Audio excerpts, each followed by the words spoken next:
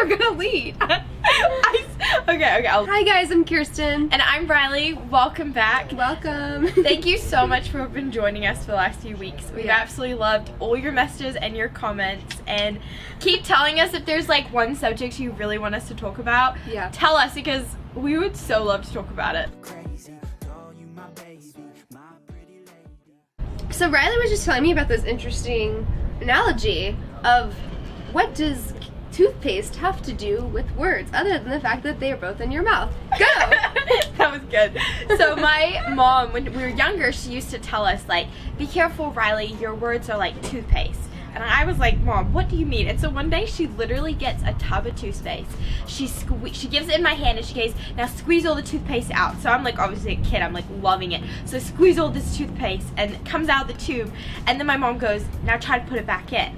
And I like try, and I'm like trying to put the toothpaste back in the tube, and it's like nearly impossible. And my mom said that's a lot like what words are like.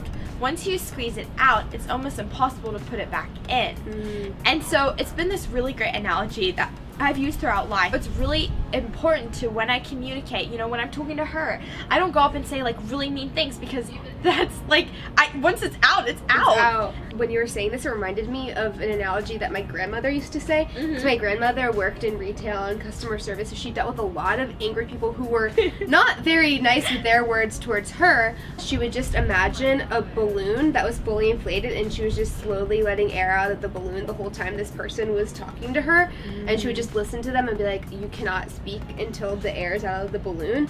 And a lot of times, once you let the air deflate from the balloon, then your emotions have cooled out, and then you can speak to this person from a place of calmness and centeredness, and you won't say things that in the heat of the emotion would be like really detrimental or hurtful and things that you can't take back. And sometimes when I'm feeling this way, especially because so much of our communication now is over text, sometimes I'll actually just like pull up a note memo if I'm like upset with someone, and I'll respond what I would like to say, and then I wait like 20-30 minutes until my emotions have cooled off, and then I look back at the message, and first I'm like, wow, Kirsten. But edit it and take out a lot of the emotional things and be like, what was the core of what I wanted to say? Because I think you can be open and honest and transparent with people, and I think that's important, because otherwise it will lead to a buildup where you might like all of a sudden like explode and say words that you can't get back.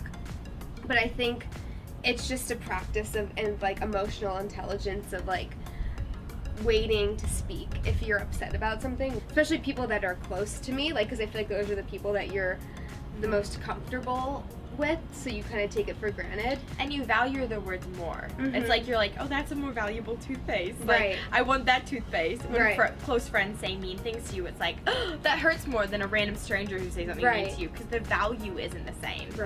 Words bring life or death, and so every time you say something, ask yourself, like, would I say this to my best friend? Or like, what am I putting out there in the world? And I think there's so much power in, like, just like words have the power to really hurt someone and sting someone, they also have the power to really like bring life to someone and encourage them and keep them walking forward. I think a lot of times we take it for granted, like complimenting people and being generous with their words and encouragement, but there have been times where I'm at like my lowest and like someone has said something really nice and encouraging to me, and to them it may have meant nothing, but to me in that moment that was just like a little bit of like breath that I needed to keep going. Especially I'm an actress, like in an industry where there's so much rejection, so many words that are like bringing you down and detrimental, it can be easy to internalize that. So I think another thing I've realized is like just being overly generous with your words in a nice way. So just be careful with your words. And brush your teeth. Especially if you watched our previous cake video, you need to get the sugar off. Reminds me of the summertime, way back in 2003. Hey, I've been chilling on the coast with my